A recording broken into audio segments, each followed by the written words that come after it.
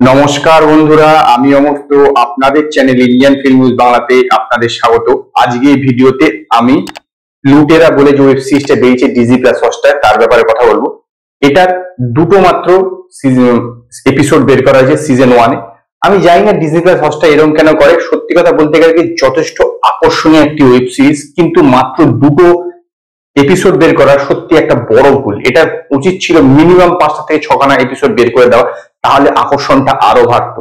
Hansal মেহতার creator স্বাভাবিকভাবে এই ব্যাপারে আমার যথেষ্ট আকর্ষণ ছিল, এবং এটা জলদস্যুর উপর যেহেতু, সেই জন্য বিষয়টা অনেকটা নতুন। অন্তত ওয়েব সিরিজের ক্ষেত্রে আমি অন্তত প্রথমবার দেখছি যেরকম একটা ওয়েব সিরিজ এর উপর হচ্ছে, তো স্বাভাবিকভাবে আমার আকর্ষণ ছিল এবং এটা দেখেছি। দুটো এপিসোড যথেষ্ট খুবই ভালো।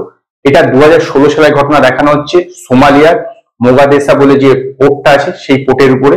তো এইখানে বিক্রান্ত গান্ধী বলে সোমালিয়া একজন থাকে, তিনি হচ্ছে সেই পোর্টটার প্রেসিডেন্ট।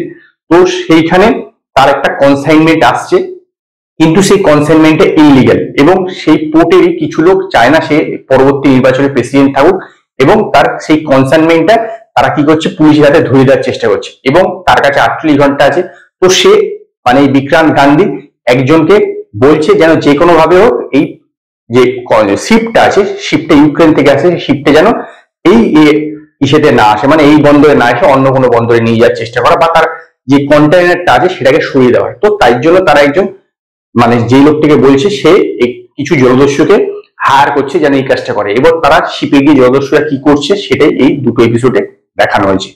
যেটা আমি বললাম যে এটা কিন্তু বিষয়টা যথেষ্ট ইন্টারেস্টিং, এবং অন্তত আমি এরকম দেখিনি এই জাতীয় ওয়েব সিরিজ হওয়ার। এবং এটাকে হনসাল মেহতা অনেকটা লার্জ স্কেলে শুট করেছে, যথেষ্ট ভালো এবং যথেষ্ট গ্রিপিং।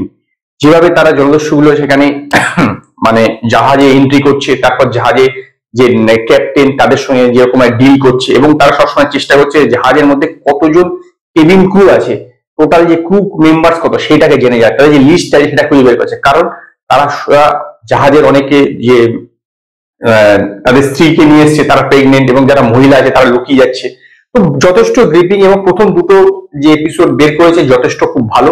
আমার মনে হয় আপনাদেরও ভালো লাগবে। তবে হ্যাঁ, আমি যেটা বললাম যে আমার এটা ব্যক্তিগত মতামত, যে আমার মনে হয়েছে যে আরো বেশি এপিসোড একসঙ্গে বের করা হয়েছিল, দুটো করে এপিসোড না বের করে মিনিমাম 4টা থেকে 6টা এপিসোড বের করা উচিত ছিল, তাহলে আরো বিষয়টা জমতো। হ্যাঁ, নো ডাউট এটা শুরু থেকে একদম যে দুটো এপিসোড বের করেছে পুরোপুরি খুবই আকর্ষণীয়, খুবই ইন্টারেস্টিং, কিন্তু কি বলতো ইন্টারেস্টিং হট করে শেষ হয়ে গেল, সেটা হচ্ছে ইন্টারেস্টিং এর একটা ড্রব্যাক।